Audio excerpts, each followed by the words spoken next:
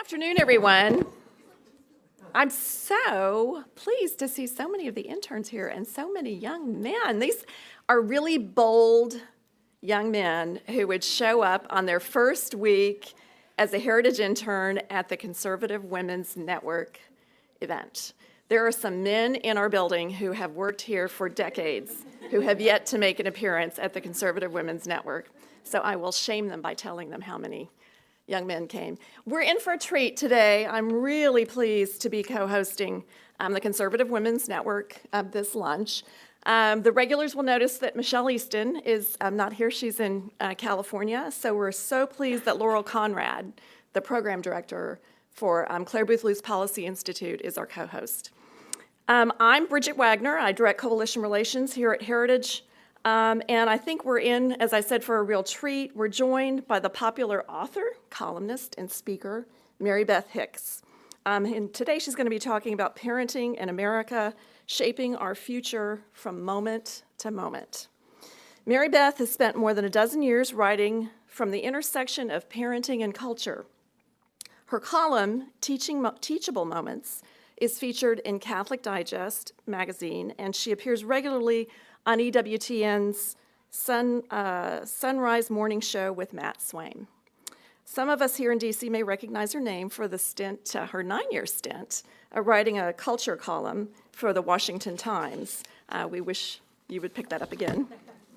In addition to her writing and speaking, she currently serves as Director of Marketing at Faith Catholic, the publishing and communications company of the Catholic Diocese of Lansing, Michigan. She's the author of 4 books. Her latest, Teachable Moments, Using Everyday Encounters with Media and Culture to Instill Conscience, Character, and Faith, just came out last year. And I think we've got the others here. So don't let the kids drink the Kool-Aid, Confronting the Assault on Our Family's Faith and Freedom. And this is a Regnery Books publication. So thanks very much to Margie for joining us, the head of Regnery Books. Bringing up GEEKS, genuine, enthusiastic, empowered kids. I love that. That's the GEEKS.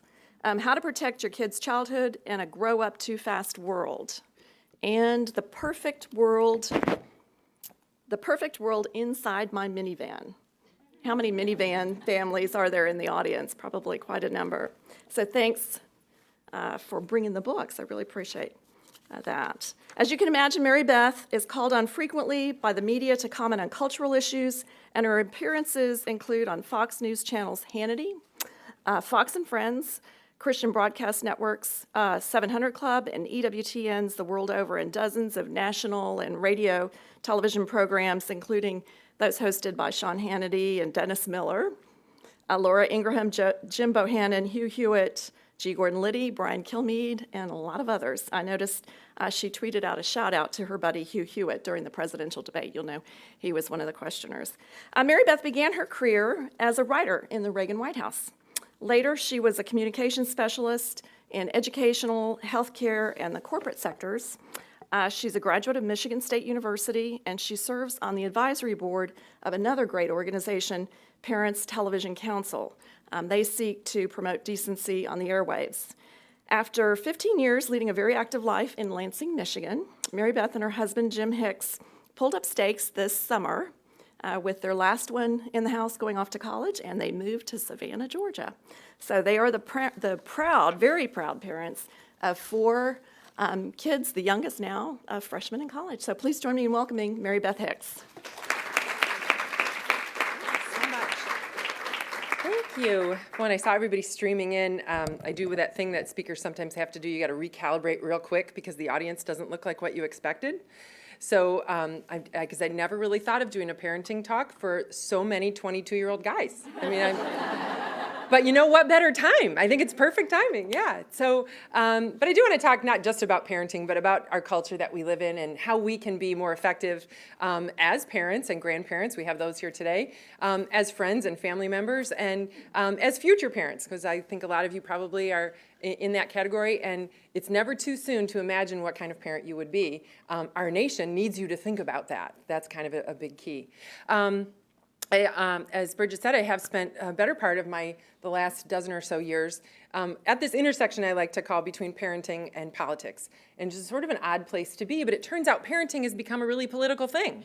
To wit, who saw the story about the Missouri teenager who, I'm so bad with the pronouns, he, who feels he's a she, wants to use the women's locker room, and 150 students in a Missouri high school walked out of class and protest because the girls did not want to share their locker room with a student who has male anatomy. Did you see that story? That's pretty typical now that's happening. There's a school in California that has eliminated gender-based bathrooms altogether for children because they have 8, count them, 8 transgendered children in elementary school in their school. How is that? 8 transgendered kids in one school. It's like a magnet school for transgendered kids. And those kinds of things are happening all across our country where parents and families are being confronted with the ways that the culture is kind of hijacking what their kids are thinking and believing and knowing, and it's really in direct conflict with some of the values and the messages parents are trying to teach in the home. So you guys are all, like most of you, many of you are young people, college students, and just out of college. Raise your hand if you haven't sat in a class and thought to yourself, what this guy's teaching is crazy. Okay, no hands. There we go.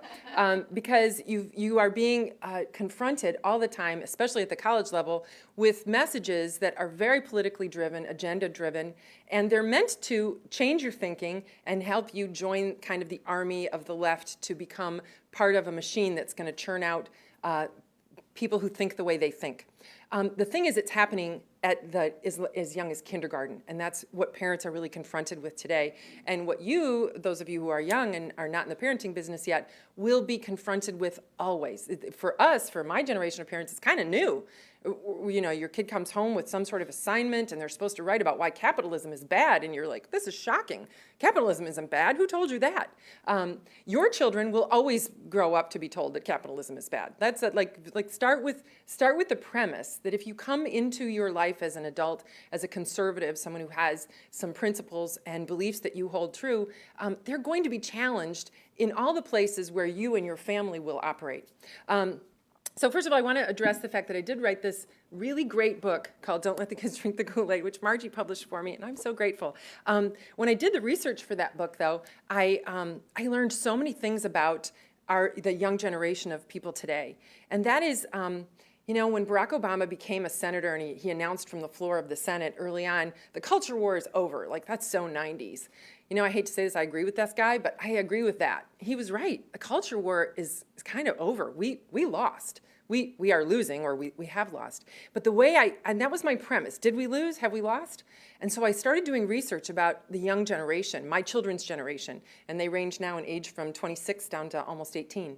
And what did I learn about them? Well, some interesting facts. Between the education system, the media, and pop culture, there is a belief system among young people which essentially sets up the eventuality that we will live in a socialist America.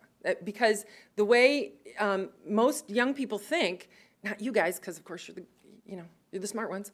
Not a joke, but you can laugh. The way most kids think is exactly the way the education system, the media, and pop culture are driving them to think. And who's behind that?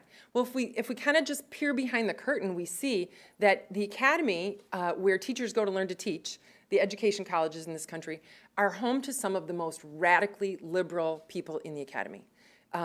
Literally, if you go and look, and I went to Michigan State University, which I'm super proud of, except that College of Education, in the #1 school of education in the country year after year for now like 16, 18 years, is churning out some of the most, is run by some of the most liberal people you'll ever find, avowed socialists, people who really feel like their agenda, their job, is to train up teachers to go forward and use the education system to change America. That's their role. They feel that the education system should be an agent for change.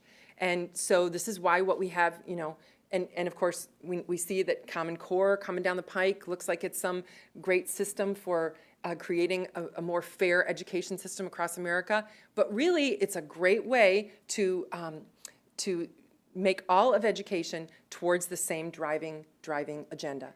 And this is why you have kids in kindergarten who are taught about the new way that family can be defined. Family, I saw an article online in which a parent complained their child had to take a test, and a multiple choice test, and one of the questions was define family. It was like for a health class. Define family, and it said people who are genetically connected to each other, living in the same home, by marriage, and then and one of the definitions was any group of people that loves each other and cares about each other. And this kid checked the traditional definition of a family and got the problem wrong, because apparently a family, by definition, in a public school in America, was any group of people that loves each other and cares about each other. And so that can feel like a family, but we don't even use the words with their own definition anymore, because an agenda is just so clearly formed. So what I considered in Don't Let the Kids Drink the Kool-Aid was, what's the Kool-Aid? Who's feeding it to our children? And what's the result? And really systematically, you can go through and see that on issues about sex and sexuality, the homosexual agenda, which is now turned into something called sexual fluidity. That's the new and improved. So the gay agenda is actually done. They're done with that. We'll have gay marriage. That's a done deal. Now we have the more important agenda, sexual fluidity. This is this idea that you aren't really who God made you to be. You are whatever you choose to be. And that could change throughout your life. That's the other thing. It's this whole idea that you are not defined by your biology. You can choose to decide what your gender is, what you identify with, and that's not the same as your sexual orientation. That could be something different. And all of it could change like you're tossing a salad, because it doesn't matter. You're the one who decides. So this is all being taught now in our schools, and here's how they do this. One of the things that parents have to be concerned about is these teachable moments that I'm talking about in a moment, is that in the school system, there's anytime that schools, and it's all across the country, there's different rules for different states. Anytime schools teach about sexuality, sexual education, they have to do three things for parents. They have to notify parents in advance that they're going to be teaching some certain materials. They have to give parents an opportunity to review materials before their children see them, and they have to give parents the opportunity to opt their children out. So many conservative parents across America do opt their kids out for sexuality education, because it's in direct conflict to what they teach at home in their Christian or religious principles, not just Christian principles. So how has the left sort of moved this so that they can get around parents? Getting around parents is a big agenda for the left. One of the ways is to take all that material and move it into the school safety program. If you teach it in the context of bullying, now you don't have to ask anybody's permission. You don't have to ask parents if you can talk to them about a new definition, talk to their children about a new definition of what is a family, or about what it means to be transgendered, or about why a boy might be same-sex attracted at only the age of 7. You can talk to 7-year-olds about that if you're trying to teach them not to bully one another. And you don't have to ask anybody. And so this is how it's been systematically implemented into schools. And so we have to really be aware of that. The book Teachable Moments that I'll talk to you about just a little bit, I know people get hungry and boys get hangry, so I'm going to be careful. I have one of those. You can always tell when Jimmy's hungry because he snaps at you, and you realize it's not you, it's his stomach talking. But Teachable Moments. So I wrote this book because I realized so many parents feel like they're being hijacked at every turn. You're doing a good job in your home. You're trying to raise up your kids, probably the way many of you young people were raised, with strong values and with a sense of your faith and a sense of the character that your parents wanted you to have. And yet, you open your computer and your homepage is a newspaper or a news site or Yahoo or whatever, and the headline that your 10-year-old reads as he's going to do his homework is going to be about Anthony Weiner or some other horrible, disgusting moment in time. And what do you do? How do you do that? I actually had that happen to me when Amy, I used to keep the Washington Times as my homepage, and when Amy was little and she opened it up, and it was right around the time of one of the prostitution ring things, but I just remember that it was the words prostitution ring, and she thought it was a hula hoop. And, thanks, Governor of New York. Now I'm explaining prostitution ring to a 10-year-old. But that's how we're parenting now. We're stuck facing exploiting our own children's innocence because we have to explain what's happening out in the world. And so I'm encouraging parents in this book to do that very thing, to instead of try and necessarily protect our kids' innocence, which we'd love to do if we could, since we can't, we have to address it head on. And so I'm actually offering some really concrete hands-on advice for how people can have conversations about really difficult things. But at the same time, we can offer teachable moments to friends, to people as you're having a debate and, over a beer in a bar, to people at your family reunions. There's no end of opportunities for us to be teaching others about the values that we share and we want to get out there. So I borrowed this expression, teachable moments, from the education system, from teachers. We know that teachers will come into a classroom with an agenda, with a curriculum that they need to teach, but something happens out in the world that, is a headline, or something happens to one of the kids in the class, some good thing, an award they win, or somebody has an altercation on the playground, and a good teacher will take that and use it to teach some sort of lesson that's not necessarily what she had planned that day or he had planned that day, but nonetheless, the opportunity presents itself. So I'm encouraging parents in this book, and grandparents and coaches and friends, and to look for those moments. Instead of just letting them go, we have to be on alert for them. We have to be very intentional. And I think one of the things that we need to recognize is we can't have the kind of America that we all know is possible, that we've sort of had in the past and can redesign it for our future, if we're not looking for ways to really do that work and to train people up in that way. And so I talk about being intentional in the way that we parent. I also talk in this book quite a bit about what it really means to have good character. So it turns out there's a researcher out of the University of Notre Dame named Christian Smith, and he's done great research on the ethics of young people, actually a lot of the ages of our audience. And what he finds is that young Americans do not have a vocabulary for morality. It turns out all these years that we've been, as parents, telling people, be good, be nice, that's not appropriate, this is appropriate, these nebulous words that don't mean anything, it turns out it left kids with no way to define what is right and wrong, good and bad. And that, coupled with the fact that our moral relativism in this culture doesn't want to label anything good or bad or right or wrong. And so we've created a system in which morality is defined by feelings. Something feels bad, it's probably bad. If it feels good, it's probably okay. If it feels bad to you, then it's bad for you. If it feels good to me, it's probably okay for me, but it might not be for you. And feelings are the most nebulous thing. Nobody shares the same feelings. If something is bad to me, it might not be offensive to you, but this is how we've defined what's right and wrong anymore in our culture. And Christian Smith was able to quantify this with a whole generation of young people, college-age people, who didn't have a vocabulary for morality. So one of the first things I'm doing in this book is really trying to help parents and others who work with kids to recapture a vocabulary around what it means to do right and wrong, the oughtness of things, what philosophers talk about, whether it's something you ought to do or ought not to do. And it's a way of thinking about what the role of parenting is that's really very different from what the culture will tell us. So many people kind of go into the idea of, getting married and having kids, and that's just kind of like almost a bucket list thing. Of course, you're going to have children, and you don't really think about what you'd like for them to be, how you'd like them to turn out. And I'm kind of arguing you certainly can't manipulate or orchestrate the kind of personality that your kids will have, but you really ought to think about the kind of people you'd like them to be. In the same way you would think about building a house. Like, we'd like to have a great room, and we'd like to have bedrooms and bathrooms. We know there's the architecture there that needs to happen. My husband and I did that very thing with our children. We said, well, we know here's what's important to us. We want to raise people who have integrity, who are honest, who are hardworking, who persevere, who are resilient, who can fail and get over it and learn from it. Those are things you actually have to think about, because if you don't provide the opportunities for those things, they don't really happen. Instead, you'll end up with somebody who's really dependent on you and needs you to go to your job interview with them and negotiate your salary with your new boss, which apparently happens. Aghast. Yeah, it is. It's true.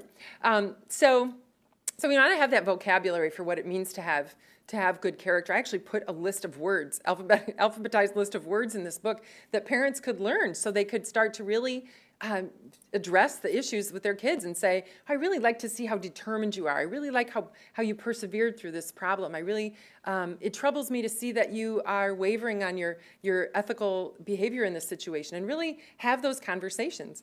So that's an important piece of what I did in this book.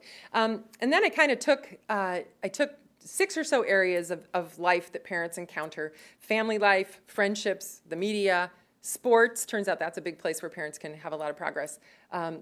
Sports, school, and what I called loosely episodes of freedom and responsibility, which most children don't have enough of. And talked about the teachable moments that can happen in all of those things. And it can be anything from, we were invited to a wedding of a nephew and he's gay and we're not sure what to do. How should we handle that? Or, my 7-year-old just brought home the ginger person diagram, which talks, that's a real thing, which defines, gender and sexuality and sexual orientation all differently than we were teaching in her home. What do we do? The kids at school have decided that a boy who seems sensitive and artistic is gay. What do I do if my child is already trying to determine who might be gay in their classroom? Kids have stopped talking to my kid because they're not in social media and I'm not permitting that yet. What should I do? These are the sorts of things I almost was surprised that people would want this sort of thing, except for friends kept stopping me on the parking lot at school and asking me these sorts of questions, and since I appear to have an opinion about everything, I just started answering them. But these are the sorts of things that parents don't really know, and to be honest with you, I'm really thrilled that there's so many younger people in the audience, because I have to say, we live in a culture that isn't super skilled at parenting anymore, and it is the most important thing you'll ever do. I mean, unless you're going to cure cancer or solve some other huge problem or learn how to build a better bridge, probably the biggest legacy you'll ever leave behind in your life is your family. And especially in our nation, I really feel like we won't have the kind of country that we know we want, that we can envision, unless we raise up a generation of people who could give us that, who could lead us there. And so we've lost touch with what that means, not even just from a knowledge perspective.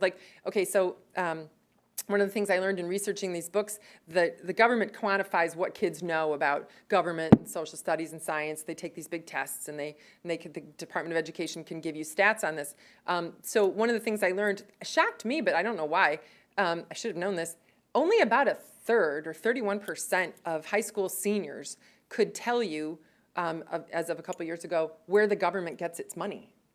And we wonder why everybody thinks the government should give them stuff. They have no idea where the government gets its money anyway. And about 3 months after I wrote Don't Let the Kids Drink the Kool-Aid, there was this great publicity opportunity. I couldn't have planned it better myself. It was Occupy Wall Street. On television, it just made every point I was trying to make in this book. Like a whole generation of people sitting in a park going, yeah, I need a car. Yeah. And yeah, well, I'd like a car too, Get thee to the dealership. It's where they get them. But that's the generation now. So if you're here and you're a young conservative and hoping to be a young conservative leader, this is the culture that you're going to operate in. And how can we fix it? Well, on the one hand, we have to be very persuasive in the way we live and lead, and that's really an important mandate for all of you here. But then you have to think too about what you'll leave behind. What will your future be? And so, I would say, I want to take too much time, and we do want time for questions, but I would say this. Take time, if you're already a parent or a grandparent, to think about the character of the children that you know. And if you're not yet a parent, take time to think about the character that you want to teach someday. And, of course, exhibit that yourselves every chance you can. But in addition, make parenting an act of civic duty, if you will. It's got to be something that we do where we recognize what we do matters. What we do around our dinner tables matters. Those conversations matter. Those moments, those teachable moments, they really matter because we have this opportunity to contradict all that's coming at our families, and we have to really be responsible about the way we do that and really definitive. And it takes the courage of our convictions. I know so many parents. I have a sister who had to stand up to her public school system about things that were being taught in her middle schooler's classroom. She ended up moving her kids from the public schools, I will say. But they played a game in the classroom. It was a game.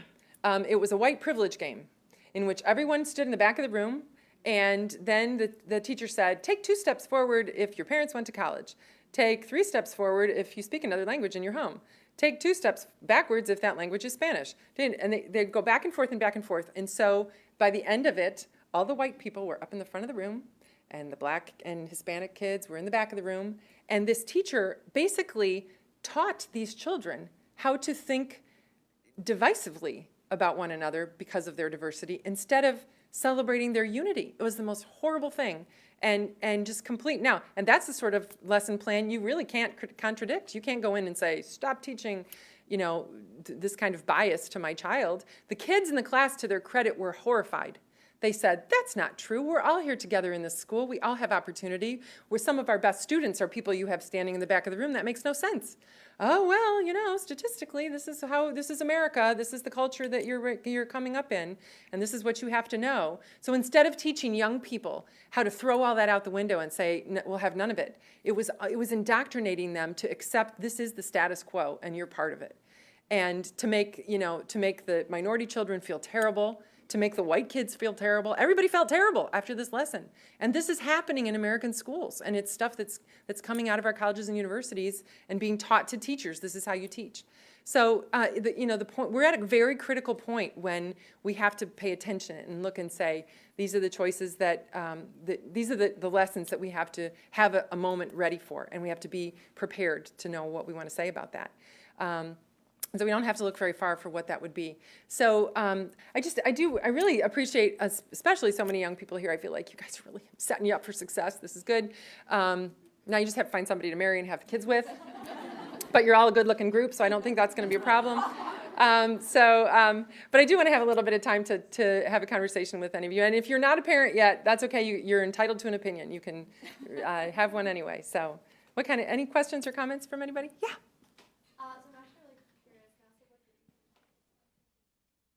Oh, sure. That's funny, because when I started writing columns, the question is, what do I think about Facebook for kids and everything? I think Facebook is like the Yellow Pages. Everybody's got one, nobody cares. It's like the 8-track tape of your generation, nobody. But when I started writing columns, Facebook was pretty new, and that was the big question. Everybody's, what is the right age for Facebook? Now I would answer that about 43, because that's what all the 43-year-old women are getting on Facebook. So apparently that's the right age.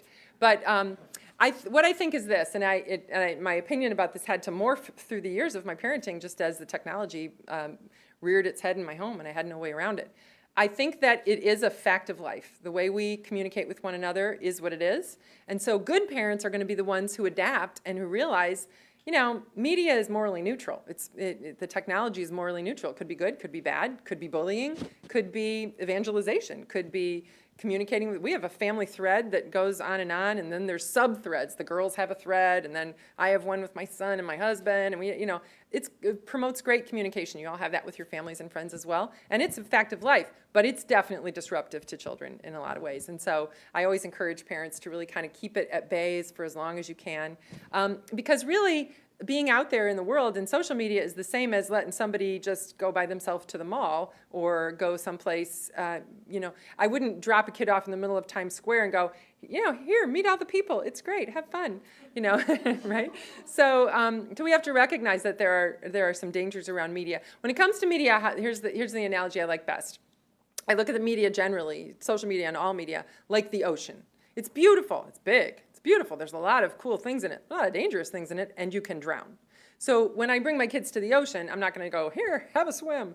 I'm going to walk out there with a toddler and hold their hands, and then I'm going to put swimmies on you, and then I'm going to take you to swim lessons, and eventually I'm going to finally be able to sit on the beach and read a book, because you will be able to swim and you'll know what you're doing, and if you run across like a jellyfish, you might come and ask my advice. So that's kind of how the media works in the same way, and then that's kind of how I feel like parents need to approach it. We've all seen the stories about how social media literally destroyed kids, and so I would say, in part, that's a reflection of parents being very naive about what it is and how it works. Last night I gave a parenting talk in Northern Virginia, and this guy came up and said, I can't be bothered. It's too hard to learn. And I'm like, well, then you're letting your kid drown, but good for you, Dad. Yeah. So we've got microphones. So right when you get called on, wait for the microphone. Anybody else? Anything? Yes.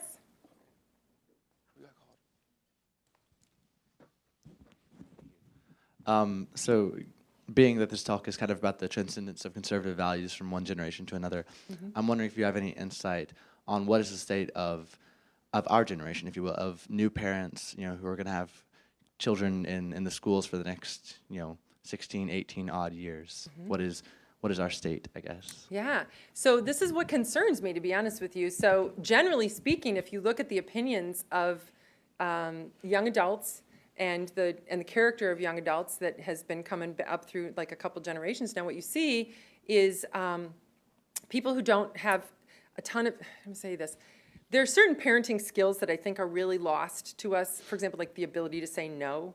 Like that's a thing. I got on television one time just to be interviewed about how do you say no. And I went, well, here's how we do it. We just go, no. And so, I mean, there's like basic skills in parenting that I think have sort of been lost to us as a country. And so we have parents who think that the number one job that they have is to give their kids everything, give them all the stuff, give them all the opportunities, make sure everybody's got travel soccer, and not just travel soccer, but the best coach, and lacrosse, and also viola lessons, because that's a way you can get in the scholarship in some of the better schools, and also an SAT prep coach, and all the other stuff, and not to mention a TV in your room and the laptop in your backpack and all the other things. And parents are so worried about making sure your kid has all the stuff to be successful that they don't necessarily focus on the real stuff to be successful, which is what's inside you. Because, you know, making kids happy has become kind of this big focus.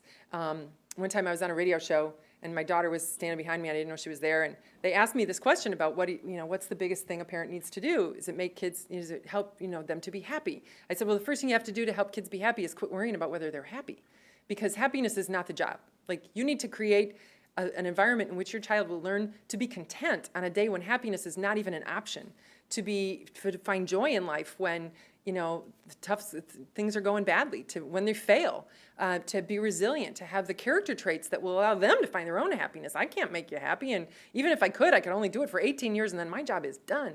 So, and then I hung up the phone from this interview, and Betsy was behind me, and she goes, I knew it, you don't want us to be happy. You found me out, oh my gosh. Go clean your room, yeah. So I'm not sure I'm answering your question. The next generation of parents, first and foremost, needs to be better at just parenting. And they need to have the confidence of their convictions to know that the job, the vocation, if you will, of parenting is really not about some competitive advantage you can give your kid. It's the competitive advantage of being the best person that your child can turn out to be. And parents do have a role to play in that. There's a nature-nurture argument that happens a lot. Some kids just are more resilient. That's true. But if you have a kid that you do everything for and you never let him fail and he never gets to get an F on his homework because he left it at home, that's a kid who's not going to learn resiliency on his own. And so, there are things we can do as parents to say, this kind of hurts to watch you go through, but I know there's a life lesson here for you, and so that's what's more important.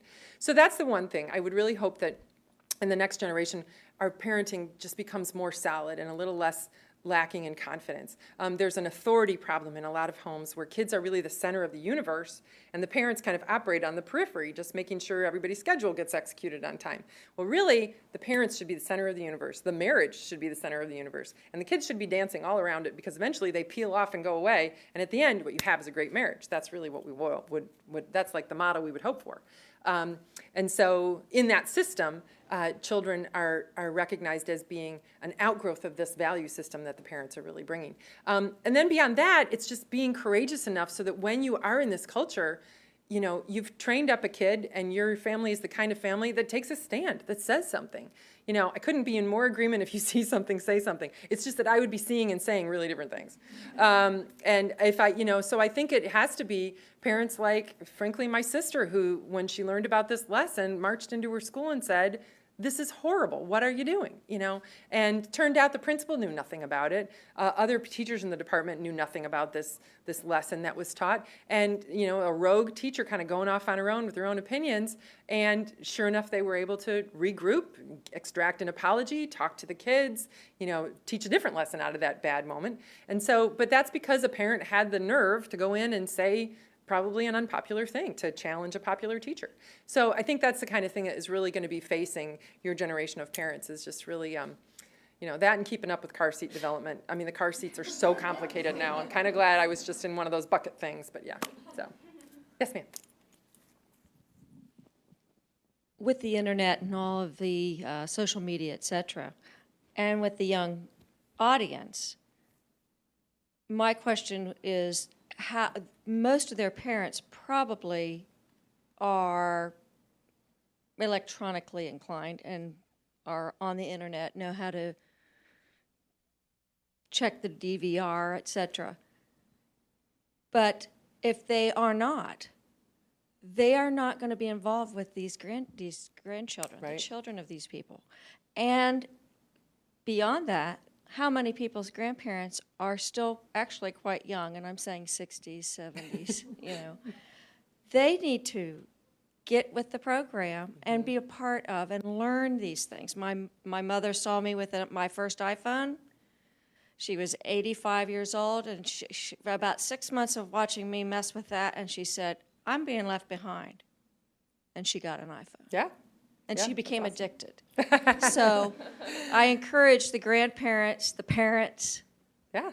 to get with the program on that. Yeah, I'm going to text my 86-year-old parents and tell them you said that, because they are on their iPhones all the time. I know that. So last night when I spoke, a dad said, or he was a grandparent too, and he said, what can you recommend to grandparents? And I said, the first thing I recommend is kind of get with the program a little bit. It's no longer okay for anybody to say, oh, not for me, Twitter, it's too complicated, And, you don't have to necessarily do it, but you have to at least be literate enough to talk about it. That's like saying, not for me, television, you crazy finagled box, So at some point that was a new idea. For my parents' generation, it was like a big deal, and, before my time, but it was only black and white, but, so that's something we have to recognize.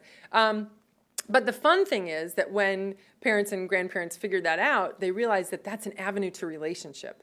And relationship is where you have influence. You can't have influence over anybody you don't have a relationship with, right? That's like the first rule of evangelization, actually. It's the same thing. If you can't have a relationship with a friend and influence their opinion about politics or culture or government or anything else, if they just don't want to hear what you say because you're not friends. So you have to really, and that's the same thing within families. And so I like to imagine that all this technology is not only sapping the energy out of people and keeping 13-year-olds up under the sheets at bed, looking at all the stuff, but it's also creating an opportunity to, for example, text your 13-year-old and tell them to turn the thing off and go to bed. That was a joke. You guys never got a text like that from your parents? Come on. So, yeah, it was a great point. Thank you. Yeah. You were talking with about parents who overschedule their children's activities, come in, hover over things like interviews these days, college applications, tiger moms, etc. Do you foresee in the new generation of parenting a backlash with such things as like free-range parenting going to be the new thing as opposed to overscheduling? I'm so glad you mentioned free-range parenting. Lenore Skenazy is a good friend of mine. She's the founder of that. And she inspired me. She's the person who inspired me, my son, who's now a senior at UGA, but when he was like the summer of his freshman year in high school, when she started this, like about the same time I wrote the Geek book, about 2008, and she wrote the first column about Izzy, her son, who she put on the subway, and he was 9 years old. Do you all know what I'm talking about? Okay. Free Range Kids is a movement founded by this writer. She used to be a columnist for the New York Sun named Lenore Skenazy. And she allowed her son, they lived on the Upper West Side of New York City, and she allowed her son to take the subway by himself. He was 9. And he'd been begging and begging. He wanted to take the subway by himself. And so she gave him $20 and a quarter to use a payphone and a map. He didn't have a cell phone. He just, he just knew how to take, and he took the subway and he popped up at home and he was so proud of himself and it was a big celebration. Oh, you made it home, you took the subway, all by yourself. I did it all by myself. That's what every kid wants to say. I did it all by myself.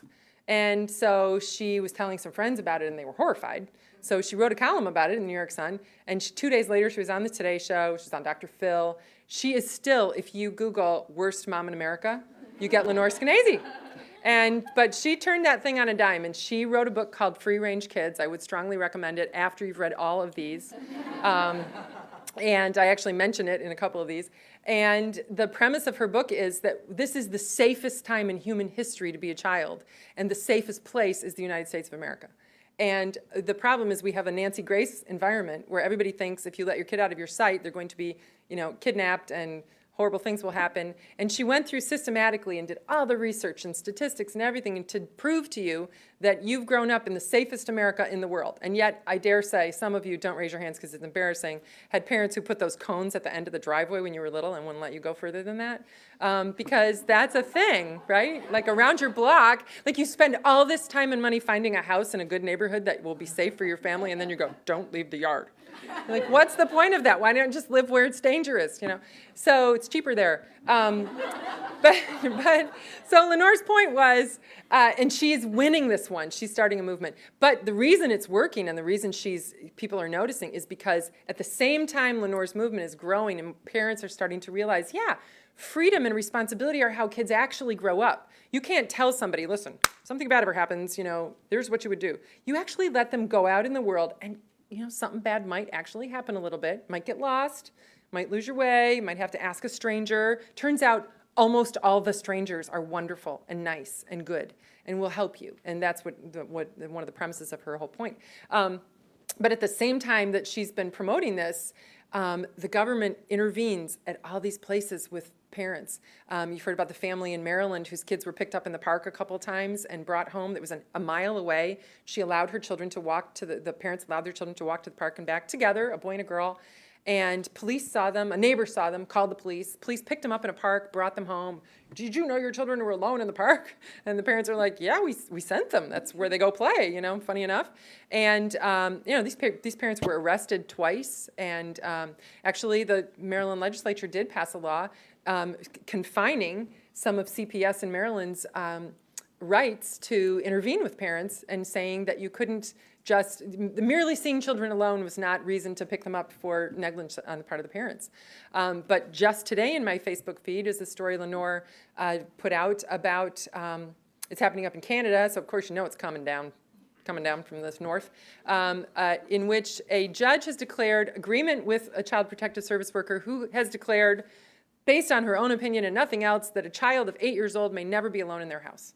And that may never be alone without an adult. That child can never be alone. And so a mom who had previously been letting her 8-year-old go home and be at home for an hour or so before she got home, he knew what to do. He was comfortable. She was comfortable. The family made that decision that it was a good decision for them. Everybody was cool, except for somehow or another it came to the light of this CPS person, and she took it to go. And people are having their children taken away from them for parenting decisions that prior to now would have been, completely obvious. And so it's a big movement. I hope that you young folks here who haven't started this process of finding a person and getting married will know about these things so that you are ready to have an opinion about what kind of family you want and what kind of environment you want to have in your home, because it's going to matter. And it's going to matter to not just to you and your family, but it's going to matter to us as a nation. The better you are at being families with children, the better we all are because of your families and your children. So, anybody else? One more? Hi, I was wondering if you had any suggestions on resources for those of us who may feel a little lonely in this whole process of parenting, and other than following you on Twitter or reading your books, of course, it would just, if there's... Yeah, well, a couple things. One is, if you're still in this kind of, Lenore's actually created like kind of a dating app for free-range parents, hilariously, where you can find other people in your area who feel the way you do. And if you're the kind of person who thinks it's okay to let teenagers, hang out together and be, because this is the thing, is that parents who feel this way don't have anybody with them. And so you're stuck because you tell your kids to go outside and play, but there's nobody to play with because nobody else is outside. So that's one thing. There are some groups online, and I could actually, if you'd email me, I could actually hook you up with some ideas of some resources. And actually, in the back of both of these most recent books, I have lists of resources, very money, to actually go find that sort of thing. But it really is, parenting is an interesting thing. It's like in every family, that's a big deal. But it's, it's relegated to like the self-help department, and people don't seem to want to see how integral this is to the very function of how we are as a nation. And if you don't see the result, and that is that the thinking of young America, then you don't realize how critical it is that we actually step up and do it better. So, so thank you to all of you, though, for not being part of the problem. That's what I want to say. So. Thank you so much. My pleasure. You look hungry, though. Awesome. Well, hang on, we got some gifts. Oh, gifts. Yeah. So we'll leave the books. We'll leave the books up here so that you all can come up and jot down the titles of each one of these. And I think we have a couple of gifts to share with you. We'll let the Clare Boothe Luce go first. Well, on behalf of our president, Michelle Easton, who wishes she could have been here today, I have a limited edition tote bag and mug. Awesome. enjoy. Thank you Thank you so so much. much. I'm Her such a very fan. famous statement on it, "No good deed goes unpunished," which, yeah. It's which like I'm a sure you mother's could- trademark line. Yes, I was just going Yeah. to say, you could Yeah. totally relate to that. Absolutely. This And is from great. Thank you. Heritage, we're think tanks, so we like to give away books. The 2-volume set of Tocqueville's Democracy in America, who talks about exactly kind of these neighborhoods and these communities to add to your bookshelf. I know your Thank you. husband's a lawyer. Yeah. So. And We our- actually are the kind of people who read that sort of thing, so yeah. That's really awesome. And our most recent Index of Culture and Opportunity, which looks at some of the trends that she's talking about, and I'm sure that you're referencing in your work, so for your bookshelf. I hope you all can stick around and join us for further conversation and lunch, which will be just outside in the reception area. Thanks again.